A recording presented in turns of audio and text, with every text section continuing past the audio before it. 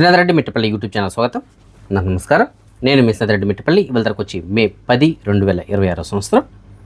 ఇవాళ ముఖ్యాంశాలకు వచ్చినట్లయితే అమెరికా పంపించినటువంటి ప్రతిపాదనలు ఏవైతే ఉన్నాయో, శాంతి ప్రతిపాదనలు ఏవైతే ఉన్నాయో వాటికి ఇరాన్ స్పందిస్తూ పాకిస్తాన్ ద్వారా రిప్లై ఇతనికి ఇవ్వడం జరిగింది అమెరికాకి. వీళ్ళు ఇచ్చినటువంటి రిప్లైలో కొన్ని సానుకూలంగా ఉన్నట్లు, మ్యాక్సిమం ఒప్పందానికి వచ్చేలాగా ఉన్నారు అని చెప్పేసి అర్థమైతనికి అవుతుందని చెప్పేసి తెలియజేస్తున్నారు. ఇందులో ముఖ్యంగా 2 రకాలైనటువంటి వాటిపైన ప్రస్తుతానికి వీళ్ళు ఒప్పందం అయితే చేసుకోబోతున్నారు. అందులో మొదటి దశలో వచ్చి యుద్ధ వాతావరణాన్ని ముగించి శాంతిని నెలకొల్పడం. ప్రస్తుతం యుద్ధ వాతావరణం అవుతుందో దాన్ని తగ్గించుకొని శాంతిని నెలకొల్పడం, ఇది మొదటి దశ. రెండో దశలో ప్రస్తుతానికి హార్మూజ్ జలసంధి దగ్గర ఏదైతే పరిస్థితులు నెలకొని ఉన్నాయో అక్కడ ఈ రవాణా నౌకలు ఏవైతే ఉంటాయో వాటికి, అంటే ఇది ఆయిల్కి సంబంధించినవి కావచ్చు, అలాగే మిగతా ఏదైనా సరే కార్గోకి సంబంధించినవి కావచ్చు, ఇలాంటి నౌకలన్నిటికి కూడా అక్కడ రక్షణ కల్పించడం, పటిష్టమైనటువంటి భద్రతను కల్పించడం. సో ఇది రెండో దశలో ఉంటుందన్నమాట. ఈ విధంగా వీటిపైన ప్రస్తుతానికి ఒప్పందం ఎదురుగా చేసుకోబోతున్నట్లు తెలియజేస్తున్నారు. అయితే దీనిపైన ఇంకా పూర్తి క్లారిటీ అతనికి రావాల్సి ఉంది, కానీ ప్రస్తుతానికి అందినటువంటి సమాచారం ఇది.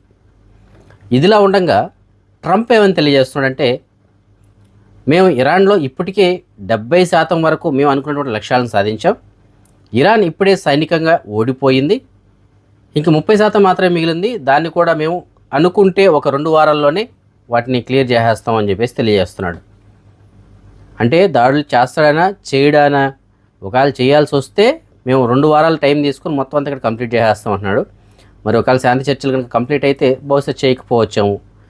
కానీ ఇక్కడ పూర్తిగా శాంతి చర్చలు జరగాలి అనేసి అంటే మనకు అర్థమవుతుంది ఏంటంటే, అమెరికా పెట్టినటువంటి మొదటి కండిషన్ అక్కడ వాళ్ళు అణు పరీక్షలు నిర్వహించకూడదు, కానీ ఇరాన్ మాత్రం మేము చేస్తూ ఉంటుంది.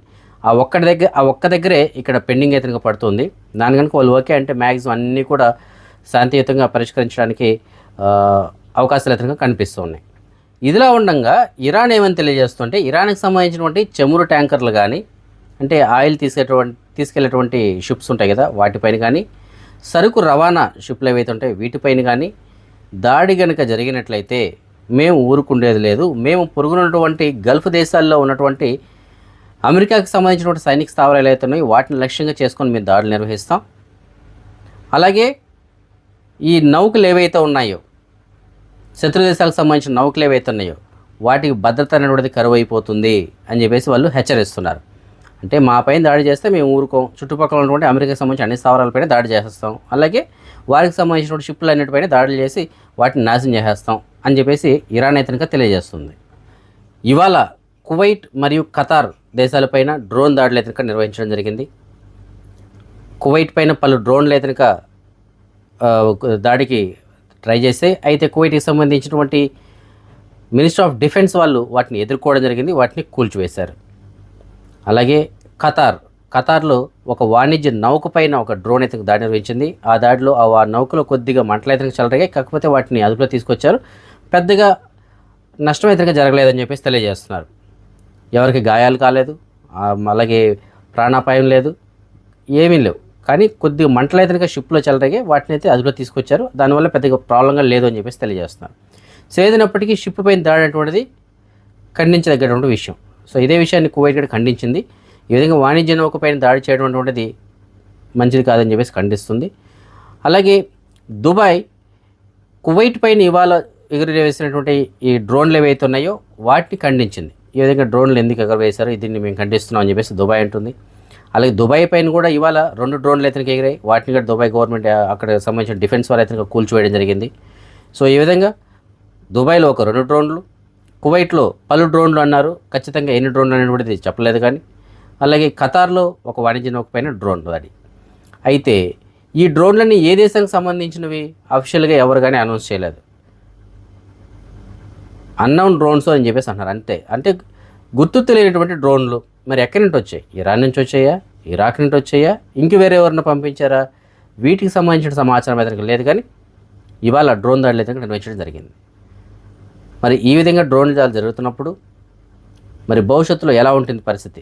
సో ఇప్పుడున్నటువంటి యుద్ధ వాతావరణం ఏదైతే ఉందో, ఇప్పుడున్నటువంటి ఆంక్షలు ఏవైతే ఉన్నాయో ఇవి ఇలాగ కొనసాగుతాయా, లేదంటే కొద్దిగా తగ్గుముఖం పెట్టడానికి ఉంటుందా అనేటువంటిది మనం ఆలోచించాల్సిన విషయం. అయితే దుబాయ్ మాత్రం, దుబాయ్లో నర్సరీ స్కూల్స్ అలాగే మామూలు పాఠశాలలు ఇవన్నీ కూడా రేపటి నుంచి అంటే మే 11వ తారీఖు నుంచి మామూలుగా క్లాస్ రూమ్స్లో క్లాసెస్ అయితే కనుక ప్రారంభమవుతాయని చెప్పేసి అంటున్నారు. అంటే నార్మల్ స్కూల్స్ అయితే కనుక ప్రారంభమవుతాయని చెప్పేసి తెలియజేస్తున్నారు. కువైట్ జాతీయ విమానయాన సంస్థ అయినటువంటి కువైట్ ఎయిర్వేస్ అవుతుందో ఈ ఎయిర్వేస్కి సంబంధించి కొన్ని వార్తలు అయితే వచ్చాయి. అదేమిటంటే ప్రస్తుతానికి చాలా ఫ్లైట్స్కి సంబంధించిన షెడ్యూల్స్ చేంజ్ చేసింది, కొన్ని విమానాలను అయితే రద్దు చేసింది. ఆ డబ్బులు కూడా వెనక్కి రావట్లేదు. వేరే ఫ్లైట్స్ బుక్ చేసుకుందామంటే ఫ్లైట్స్ లేవు. దీనివల్ల చాలామంది నష్టపోతున్నారు. ఎందుకంటే ఒకటి క్యాన్సిల్ అవ్వడం వల్ల వీళ్ళు డబ్బులు సరైన సమయానికి రాకపోవడం, ఇంకో ఫ్లైట్కి బుక్ చేసుకోలేకపోవడం, అలాగే అందుబాటులో సరైనటువంటి ఫ్లైట్స్ లేకపోవడం, అనుకున్న సమయానికి వీళ్ళు వెళ్ళలేకపోవడం, ఎక్కడికైతే వెళ్ళాలనుకుంటున్నారో వాళ్ళు అనుకున్నటువంటి పని ఏదైతే ఉంటుందో ఆ పనులు సరిగ్గా జరగకపోవడం. ఎందుకంటే వీళ్ళు ఒక షెడ్యూల్ ఉంటారు, పలానా టయానికి పలానా ప్లేస్ నేను వెళ్ళాలి, అక్కడ పలానా పని ఉంది అని చెప్పేసి ఒక అపాయింట్మెంట్ ఇచ్చి ఉంటారు, లేదంటే ఒక వివాహ వేడుక ఉంటుంది, లేదంటే ఇంకో ఏదో ఒకటి కార్యక్రమం ఉంటుంది, దానికోసం అని చెప్పేసి రెడీ అయ్యి వెళ్తూ ఉంటారు. సడన్గా వీళ్ళు విమానాలు క్యాన్సిల్ అంటే సో అలాంటివి చాలా ప్రాబ్లమ్స్ అయితే ఇంకా ఫేస్ చేయడం జరుగుతుంది. అయితే దీనిపైన కొన్ని కథనాలు అయితే విడుదలైన తర్వాత సోషల్ మీడియాలో బాగా వైరల్ అవడంతో కువైట్ ఎయిర్వేస్ దీనికి ఒక స్పందన అయితే ఇచ్చింది. సో కువైట్ ఎయిర్వేస్ ఏం చెప్తుందంటే ప్రస్తుతం పరిస్థితుల దృష్ట్యా, భద్రతా కారణాల దృష్ట్యా, అలాగే మేము విమాన సర్వీసులను పెంచడానికి అయితే మేము చూస్తున్నాం, షెడ్యూల్స్ని చేంజ్ చేయడానికి చూస్తూ ఉన్నాం. సో ఆ కారణం చేత ప్రస్తుతానికి కొన్ని సర్వీసులు అయితే రద్దు చేయడం జరిగింది. సో వాళ్ళకి ఎవరికైతే ఇప్పుడు రద్దు అయ్యాయో వారికి మ్యాక్సిమం మేము అమౌంట్ అయితే రిఫండ్ చేస్తాము, లేదు అంటే అది వ్యాలెట్లో ఉంటుంది. సో అంటే మళ్ళీ వాళ్ళు టికెట్స్ బుక్ చేసుకోవడానికి అయితే అవకాశం ఉంటుంది అదే డబ్బుతో అని చెప్పేసి అంటున్నారు. అలాగే కొన్ని విమాన సర్వీసులు మాత్రం రన్ అవుతాయి, అంటే ఎవరికైతే ఆల్రెడీ కన్ఫర్మ్ అయ్యాయో అలాంటి వాళ్ళు కొంతమందికి మాత్రం విమానాలు అయితే నడపడం జరుగుతుంది. కాబట్టి మీరు వెళ్ళే ముందు ఒకసారి మీ ఫ్లైట్ ఉందా లేదా షెడ్యూల్లో అనేటువంటిది కన్ఫర్మ్ చేసుకొని అప్పుడు మీరు ఎయిర్పోర్ట్కి రండి అని చెప్పేసి తెలియజేస్తున్నారు. సో ఇది కువైట్ ఎయిర్వేస్ ఇచ్చినటువంటి క్లారిటీ. అయితే ప్రస్తుతానికి మాత్రం చాలా ప్రాబ్లంగానే ఉంది. చాలామంది ఇంటికి వెళ్ళాలని చెప్పేసి ప్రయత్నం చేస్తున్న 400, 350, 450 దినాల వరకు కూడా టికెట్లు అయితే పలుకుతున్నాయి. మరి ఎందుకు ఈ పరిస్థితి నాకైతే ఇప్పటికే అర్థం కావట్లేదు. పక్కన ఉన్నటువంటి దమాం, సౌదీ అరేబియాలోని దమాం ఎయిర్పోర్ట్ నుంచి మన ఇండియాకి 23,000, 25,000, 30,000 లోపే టికెట్స్ దొరుకుతున్నాయి. కువైట్ నుంచి చూస్తే 400 దినాలు అంటే ఒకసారి లెక్క వేయండి, 1,20,000, 1,10,000, ₹1,00,000 ఇంత ధర అయితే పలుకుతున్నాయి టికెట్లు. మరి ఎందుకు ఇంత? ఖతార్లో కానీ, బహ్రెయిన్లో కానీ, సౌదీలో కానీ, యూఏఈలో కానీ ఇంత డిమాండ్ లేదు. కానీ కువైట్లో మాత్రం కేవలం కువైట్ ఎయిర్వేస్, జజీరా మాత్రమే నడుపుతున్నారు. అందులో కూడా ఇప్పుడు విమాన సర్వీసులు తగ్గించేసి మినిమం తక్కువ స్థాయిలో నడపడం జరుగుతుంది. రోజుకి 8 నుంచి 10 గంటలు మాత్రమే నడుపుతున్నారు, అది కూడా లిమిటెడ్గా నడుపుతున్నారు. దీని కారణం చేత డిమాండ్ ఎక్కువ అయిపోయింది, ధరలు పెంచేశారు. ఎందుకు? విమాన సర్వీసులు పెంచవచ్చు కదా, కొత్త సర్వీసులు తీసుకురావచ్చు కదా, బయట దేశాలకు సంబంధించిన విమానాలకు కూడా అనుమతి ఇవ్వచ్చు కదా. మరి ఎందుకో తెలియదు, గవర్నమెంట్ అయితే ఆలస్యం దీనిపైన టైం అయితే గడుపుతూ ఉంది. ఇవి త్వరగా అన్నీ ఓపెన్ చేస్తే తప్ప ఈ ధరల నియంత్రణకు అయితే రావు. అంతవరకు ప్రజలకి ఇబ్బందులు అయితే తప్పు అని చెప్పేసి మనకైతే అర్థమవుతుంది. చూద్దాం మరి గవర్నమెంట్ ఏదైనా త్వరలో దీనిపైన ఒక కొత్త నిర్ణయం తీసుకుంటే మంచిదని చెప్పేసి నేను ఏదైనా భావిస్తున్నాను. హార్మూజ్ జలసంధి దగ్గర ప్రస్తుతానికి ఉన్నటువంటి పరిస్థితులు ఏవైతే ఉన్నాయో వాటి గురించి మనందరికీ తెలుసు. సో అక్కడ అమెరికాకు సంబంధించినటువంటి సుమారుగా ఒక 20 యుద్ధ నౌకలు ఇరాన్కి సంబంధించినటువంటి పోర్ట్లు ఏవైతున్నాయో వాటన్నిటిని కూడా దిగ్బంధనం చేస్తున్నాయి. సో ఆ కారణం చేత ప్రస్తుతానికి ఇరాన్కి సంబంధించినటువంటి ఒక 61 నౌకల్ని దారి మళ్లించినట్లు, 4 నౌకల్ని పూర్తిగా ఆపివేసినట్లు యుఎస్ఏ అయితే తెలియజేస్తుంది. అంటే అమెరికాకు సంబంధించినటువంటి నేవీ వాళ్ళు అయితే తెలియజేస్తున్నారు. సో అలాంటి సిచ్యువేషన్స్ అయితే ఉన్నాయి ప్రస్తుతానికి హార్మూజ్ జలసంధి దగ్గర. కువైట్లో వీసా నిబంధనల్ని మరింత కఠినతరం చేయబోతున్నారు. ఎవరైతే ఇంటి దగ్గర నుంచి కొత్త వీసాలపైన కువైట్కి రావాలనుకుంటుంటారో అలాంటి వారికి జనరల్గా ఉన్నటువంటి ప్రాసెస్ ఏంటి? ఇంటి దగ్గర తప్పనిసరిగా మెడికల్ అయితే చేయించుకోవాల్సి ఉంటుంది, మొదటిగా చేయాల్సిన పని. మిగతా ప్రాసెస్ అంతా యాజ్ ఇట్ ఈజ్. అయితే ఇక్కడ మెడికల్కి సంబంధించి మరింత కఠినతరం అయితే చేయబోతున్నారు. సో జనరల్గా మెడికల్, పీసీసీ, స్టాంపింగ్, ఇమిగ్రేషన్ ఇలాంటి ప్రాసెస్ ఉంటాయి కదా. అయితే ఇందులో మెడికల్ అనేటువంటిది చాలా కఠినతరం చేయబోతున్నారు. ఈ మెడికల్లో ఈ వాఫీద్ అని చెప్పేసి ఏదైతే విధానం ఉందో దీన్ని కఠినతరం, పారదర్శకత ఉండడం కోసం అని చెప్పేసి వీళ్ళు ఏం చేస్తున్నారంటే అక్కడ జరిగిన వెంటనే అది ఆన్లైన్లోకి వచ్చేస్తుంది. ఇక్కడికి వచ్చిన తర్వాత మళ్ళీ ఇక్కడ టెస్టులు నిర్వహించడం జరుగుతుంది. అలాగే డూప్లికేట్ సర్టిఫికేట్లు ఏవైతే ఉంటాయో అలాంటి వాటిని అడ్డుకోవడం కోసం అని చెప్పేసి ఈ కఠినమైనటువంటి చర్యలు అయితే తీసుకుంటున్నారు. సో దీనివల్ల ఏమవుతుందంటే వీసాలో జాప్యం అనేటువంటి ఉంటుంది. అంటే అక్కడ వర్క్ అక్కడ పారదర్శకంగా ఉంటుంది, ఇక్కడికి వచ్చిన తర్వాత కూడా మెడికల్ టెస్టులు జరుగుతాయి. అలాగే వాళ్ళకి అకామా కానీ ఇవన్నీ కూడా తొందరగా జరగడానికి అవకాశాలు అయితే ఉంటాయి. సో ఇంటి దగ్గర కూడా దీనికి సంబంధించిన ప్రాసెస్ అయితే ఫాస్ట్గా జరగడానికి అవకాశం అయితే ఉంటుంది. కానీ మన ఇంటి దగ్గర అది పూర్తి స్థాయిలో అమలు అవుతుందా లేదని కూడా చూడాలి మరి. ఎందుకంటే ఈ వీసా వ్యాపారం చేసేవాళ్ళు, ఈ మెడికల్ మాఫియా ఏదైతే ఉందో మన ఇంటికాడ, ఈ మెడికల్కి వెళ్ళే వాళ్ళ దగ్గర నుంచి భారీగా డబ్బులు అయితే దండుకుంటున్నారు. మరి వారిని దాటుకొని ఇవన్నీ కూడా అమలు అవుతాయా లేదా అని కూడా చూడాలి. సో ఇది కనుక పర్ఫెక్ట్గా అమలు అయితే ఆ వీసా అక్కడ ఇంటి దగ్గర ఎవరైతే ఈ మెడికల్ దందా జరుపుతున్నారో వాళ్ళకి కొద్దిగా బ్రేక్ వేయడానికి అవకాశం ఉంటుంది. మరి అది జరుగుతుందా లేదా అనేటువంటిది చూడాలి. కువైట్ ఇంటర్నేషనల్ ఎయిర్పోర్ట్ ద్వారా అక్రమంగా సిగరెట్లని స్మగ్లింగ్ చేస్తున్నారు అని చెప్పేసి కస్టమ్స్ అధికారులు ఒక ఇద్దరిని, అలాగే బంగ్లాదేశ్ సంబంధించిన ఒక క్లీనర్ ఒకరిని అదుపులో తీసుకోవడం జరిగింది భద్రతా అధికారులు. వీళ్ళు అక్కడ సిగరెట్ ప్యాకెట్లు ఏవైతే ఉంటాయో వాటిని కస్టమ్స్ అధికారులు చూసి చూడనట్లు అక్కడ ఉండే బెంగాల్కి సంబంధించిన వ్యక్తి ఎవరైతే పనిచేస్తుంటారో అతని ద్వారా తరలించడం జరుగుతూ ఉంది. సో దీనిపైన పక్కా సమాచారం అందుకున్నటువంటి భద్రతా అధికారులు ఈ ముగ్గురిని కూడా అదుపులో తీస్తున్నారు. అందులో చూడండి, ఇద్దరు కస్టమ్స్ అధికారులు ఉన్నారు.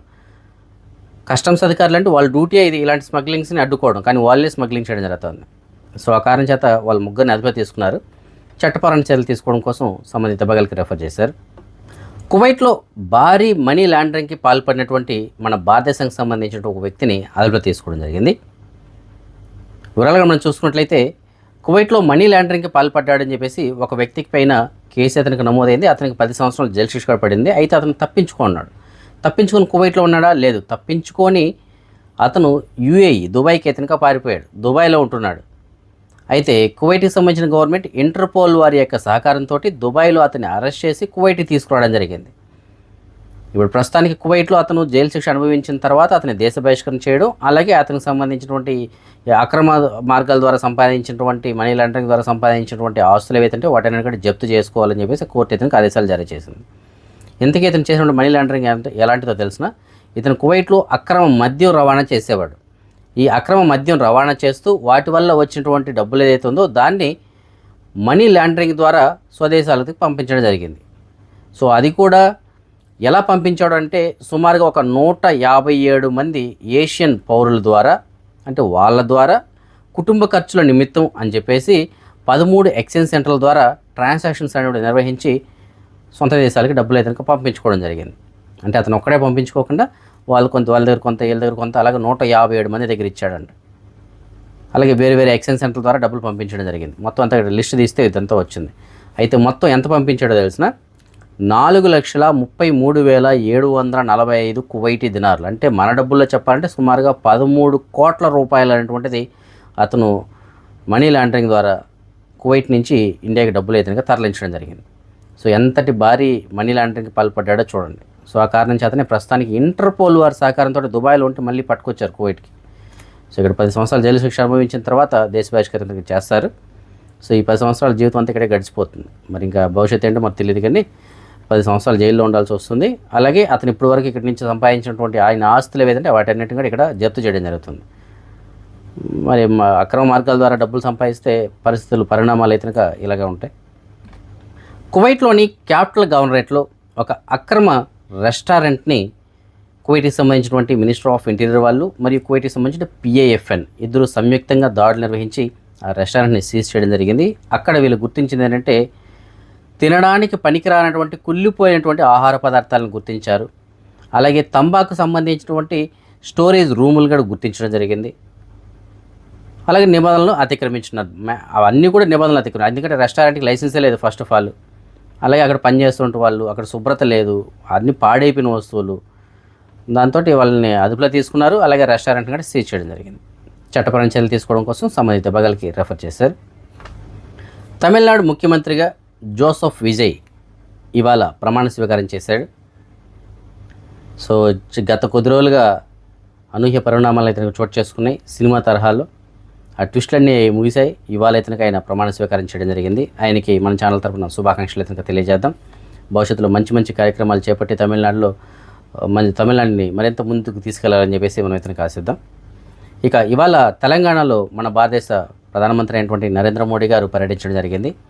ఆ పర్యటనలో జనరల్గా మనకు తెలిసిందే, ఇలాంటి పర్యటనలో వాళ్ళ పార్టీ గురించి కావచ్చు, లేదంటే ఓట్ల గురించి కావచ్చు, ఈ రాజకీయాల గురించి మాట్లాడుతుంటారు. మనం అక్కడ తీసుకోవాల్సిన 2 పాయింట్లు ఏంటంటే ఆయన ఏం చెప్తున్నారంటే ప్రస్తుతానికి 1 సంవత్సరం రోజుల పాటు మన భారతదేశం వాళ్ళు ఎవరు కానీ 1 గ్రాము కూడా బంగారం కొనకండి అని చెప్పేసి అంటున్నారు. మీ ఇంట్లో శుభకార్యాలు ఉన్నా సరే బంగారం కొనకండి అని చెప్పేసి అంటున్నారు. రీజన్ ఏంటో తెలుసా? మనం బంగారం కొంటే అది విదేశీ మారక ద్రవ్యం. అంటే అది విదేశాలకు వెళ్ళేటువంటి డబ్బులు. అది అంటే దానివల్ల వచ్చేటువంటి ఆదాయం అంతా కూడా విదేశాలకు వెళ్ళిపోతుంది. అదే మనం ఆ బంగారం కొనడానికి ఆపేసామనుకోండి, ఆటోమేటిక్గా ఈ బంగారం ధరలు తగ్గడానికి అవకాశం ఉంటుంది. అలాగే మన భారతదేశం యొక్క జీడిపి కూడా పెరగడానికి అవకాశం, అంటే మన భారతదేశానికి సంబంధించినటువంటి ప్రస్తుతానికి ఉన్నటువంటి ఆర్థిక వ్యవస్థ అయితే అది కూడా బలం పుంజుకోవడానికి అవకాశాలు అయితే ఉంటాయి. సో బంగారం అనేటువంటిది ప్రస్తుతానికి 1 సంవత్సరం పాటు కొనడం ఆపేయండి అని చెప్పేసి ఆయన కోరుతున్నారు. అలాగే యువత, అలాగే మిగతా వాళ్ళు కూడా ప్రస్తుతానికి పెట్రోల్ వినియోగం కొద్దిగా తగ్గించుకోండి, ప్రస్తుతానికి ఉన్నటువంటి పెట్రోల్ కొరత కారణంగా కొద్దిగా వినియోగాన్ని తగ్గించుకోండి అని చెప్పేసి ఆయన కోరడం జరిగింది. అది కూడా కరెక్టే. ఎందుకంటే అనవసరంగా ఒక కారులో ఒక 4-5 మంది వెళ్ళడానికి అవకాశం ఉంటుంది, కానీ ఒకరే వెళ్తుంటారు. అలాగే అనవసరంగా బైక్లు వేసుకొని తిరుగుతూ ఉంటారు. సో ఇలాంటివన్నీ కూడా మనం మానుకోవాలి. అవసరం అయితే తప్ప వెళ్ళకుండా ఉంటే ఇలాంటివన్నీ కూడా మనం తగ్గించుకోవడానికి అవకాశాలు ఉంటాయి. సో ఈ 2 పాయింట్లు మనం తీసుకోవాలి. అనవసరంగా పెట్రోల్ అయితే ఖర్చు చేయకండి. రెండవది, 1 సంవత్సరం పాటు బంగారం అయితే కొనకండి. అప్పుడు మన దేశం ఆర్థిక వ్యవస్థ మరింత ముందుకు వెళ్ళడానికి అయితే అవకాశం ఉంటుంది. అదే మనం మనీ ఎక్స్చేంజ్ విషయానికి వచ్చినట్లయితే ప్రస్తుతానికి ఒక కువైట్ దినార్ మన భారతదేశం రూపీస్లో సుమారుగా 306 రూపాయలుగా ఉంది. బంగారం విషయానికి వచ్చినట్లయితే మాలియాలో ఉన్న సూకల్వతియాలో ఉన్నటువంటి షాప్ నెంబర్ 121లో ఉన్న ఎఫ్కే జ్యువెలర్స్ వాళ్ళు మనకు అందించిన సమాచారం మేరకు 22 క్యారెట్ల బంగారం ప్రస్తుతానికి 1 గ్రామ్ ధర 43 దినార్ల 50 పిలుసు ఉంది. అదే 24 క్యారెట్ల బంగారం అనగా బిస్కెట్ల రూపంలో బంగారం ప్రస్తుతానికి 1 గ్రామ్ ధర 46 దినార్ల 964 పిలుసు ఉంది. సో ఈ ఫ్రెండ్స్ ప్రస్తుతం అప్డేట్స్. రేపు రాత్రి 9 గంటలకు వచ్చిన వీడియోలో మరిన్ని అప్డేట్స్ తెలుసుకుందాం. అంతకు సెలవు. జై హింద్.